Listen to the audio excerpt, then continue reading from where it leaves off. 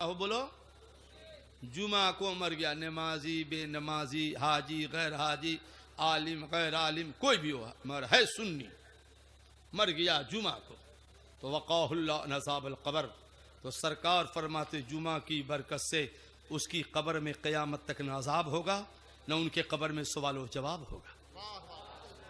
अब ऐसा नहीं कि जुमा है तो फांसी लटक के मर जाना, हाँ तब गुनाह होगा, तब जहन्नम में जाओगे। नेचुरल मौत, जुमा को जो मरेगा, हाँ जुमा को जो मरेगा। अपने बिहारे का वाकया है ना हजरत, बिहार शरीफ का वाकया है ना। एक पीर साहब मर गए मंगल के दिन, जनाजा जा रहा था, रास्ता में एक बुढ़िया मिल गई। बोले कौन मर गया है? बोले पीर साहब। बुढ़िया ने कहा दुनिया में थे पीर, मर गए मंगल के दिन। इतने बड़े पीर थे तो जुमा को कहे नहीं मरे? अल्लाह के जलाली वली का जो जनाजा जा रहा था, ताबूत पे उठ के बैठ गए, कहा ले बुढ़िया जुमा को ही मरूंगा। बोलो बोलो सुभान अल्लाह।